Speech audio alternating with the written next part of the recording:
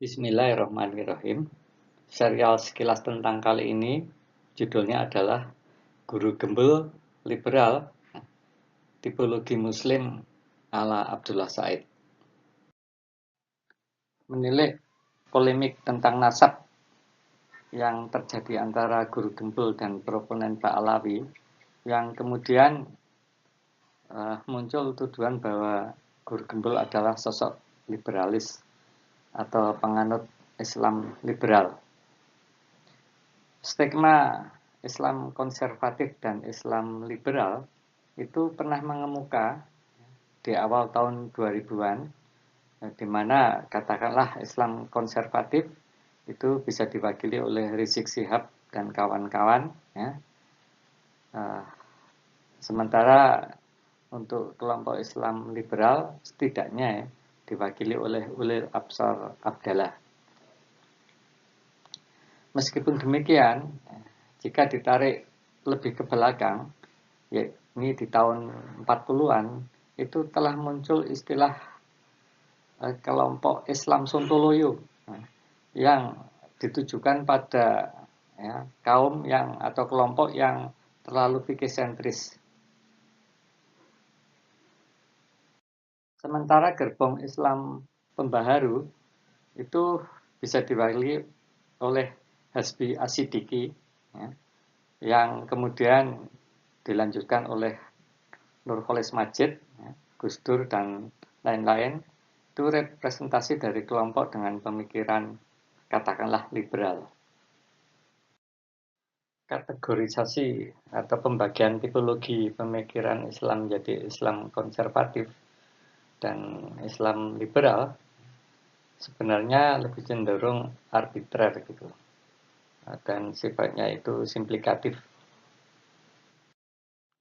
Di era Islam klasik maupun era modern, muncul beberapa aliran pemikiran dalam keislaman. Mengingat beragamnya pemikiran Islam saat ini, tidak mudah merancang atau membagi dalam tipologi yang mencakup berbagai macam tren pemikiran Islam kontemporer. Adalah sosok Abdullah Said, seorang akademisi yang saat ini menjabat sebagai guru besar atau profesor di studi Arab dan Islam Universitas Melbourne, Australia.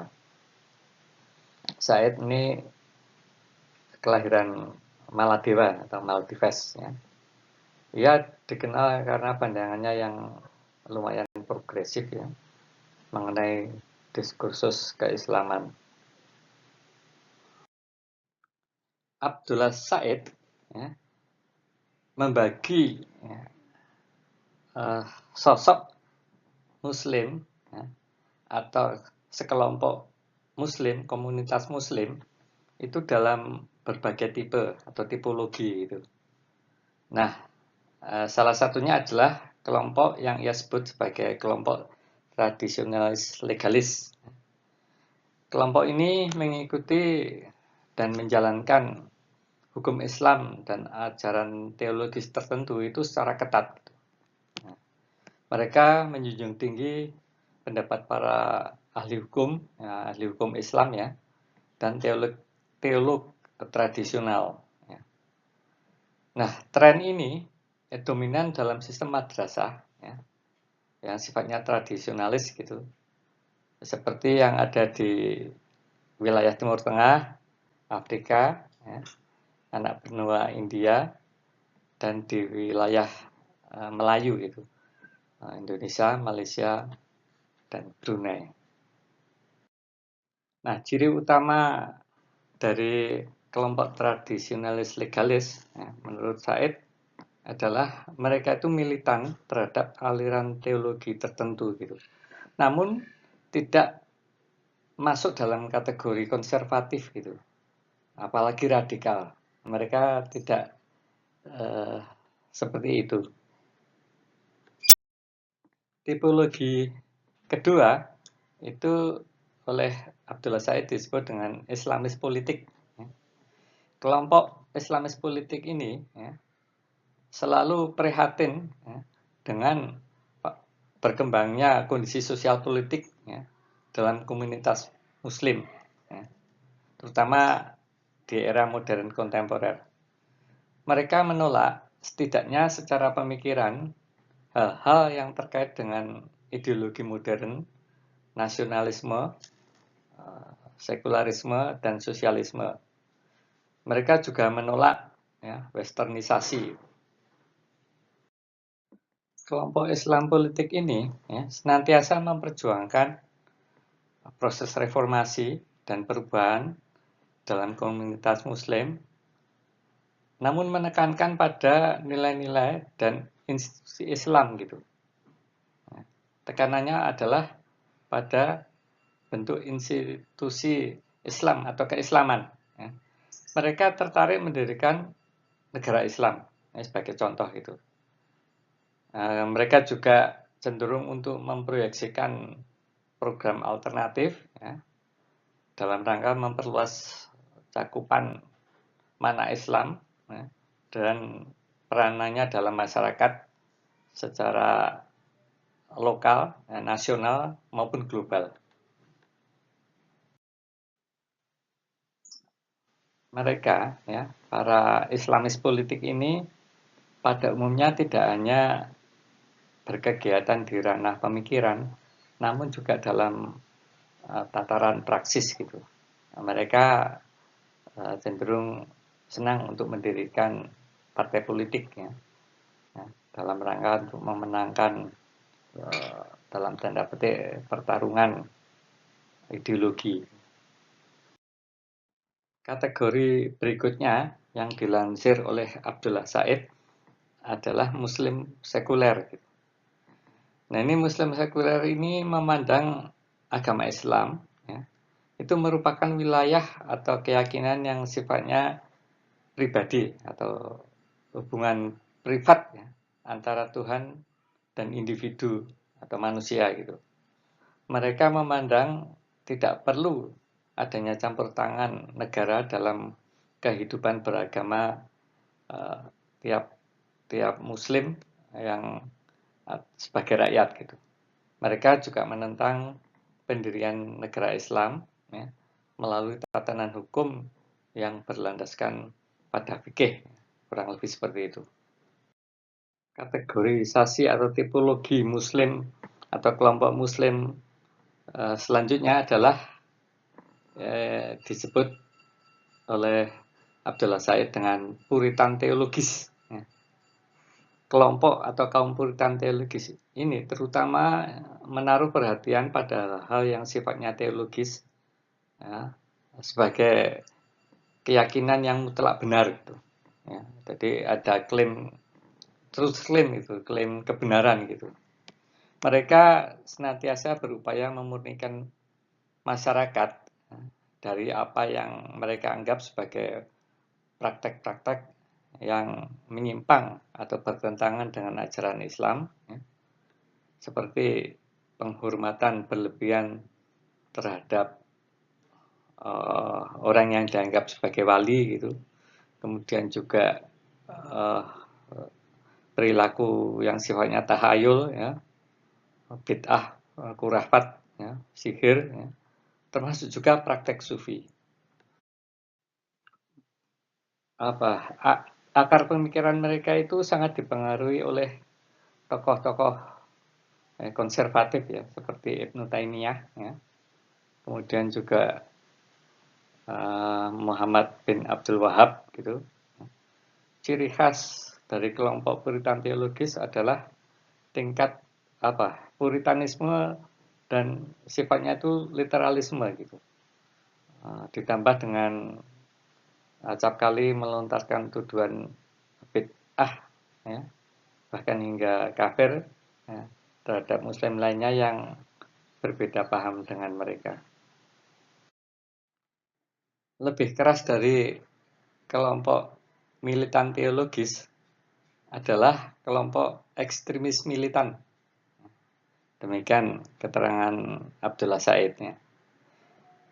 Kita ketahui militansi di kalangan umat Islam ya, pada akhir abad ke-20 dan awal abad ke-21 itu dikaitkan dengan berbagai kegiatan, ya. Di antaranya adalah pembebasan, ya, perjuangan yang sifatnya lokal maupun nasional dan internasional, ya. Kemudian juga maraknya kegiatan atau aktivitas atau propaganda anti Barat. Ya. Sebagai contoh adalah peristiwa 11 September, ya, dan pemboman di negara-negara Barat, juga negara Muslim gitu, yang dianggapnya loyal atau pro kepada Barat. Kegiatan yang sifatnya ekstrim gitu, termasuk melalui jalan kekerasan ini acap kali dikendalikan oleh jaringan global gitu. Hal ini didorong oleh pandangan dunia, ya, dari sisi mereka itu adanya rasa ketidakadilan, ya, yang mendalam terhadap umat Islam. Ya. Ini berakar dari carryover atau limpahan narasi tentang perang salib yang kemudian beringsut kepada sentimen anti-imperialisme dan kolonialisme serta dominasi Barat terhadap kelompok Islam. Tipologi ini terakhir ya yang dikemukakan oleh Abdullah Said itu ya sebut dengan ijtihadis progresif. Ya. Ijtihadis progresif, ya, ini datang dari berbagai latar belakang dan orientasi intelektual. Kelompok ini biasa dianggap memiliki pola, ya, modernis, ya, neomodernis, kemudian ke progresif gitu. Berbagai stigma ditujukan pada kelompok ijtihadis progresif, ya. Di antaranya adalah Muslim liberal gitu, kemudian Muslim progresif gitu, atau transformasionis gitu, juga Muslim neomodernis gitu. Kelompok ini memang mencakup ya kaum modernis, ya, kaum liberal, itu feminis, ya, bahkan kelompok atau kaum reformis tradisionalis. Mereka, ya, kelompok ijtihadis progresif ini rata-rata menganut pandangan bahwa perlunya perubahan dan reformasi yang sifatnya substansial dalam rangka memenuhi kebutuhan umat Islam saat ini gitu. Bagi mereka, kelompok ijtihadis progresif, beberapa hukum Islam, ya, tradisional itu perlu diganti gitu dengan undang-undang yang lebih sesuai atau faktual dengan persoalan umat Islam saat ini. Mereka mendorong ijtihad yang baru dan segar gitu untuk menghadapi permasalahan kontemporer.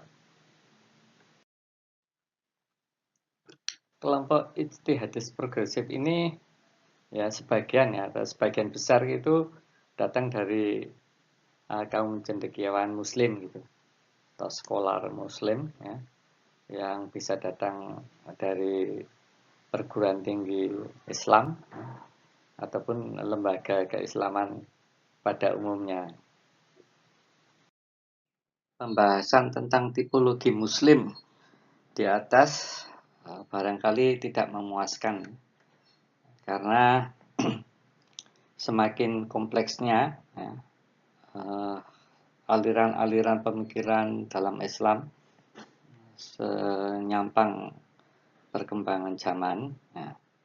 Di samping itu, kelindan dan pertukaran paham di antara katakanlah di antara kelompok itu sangat dimungkinkan gitu.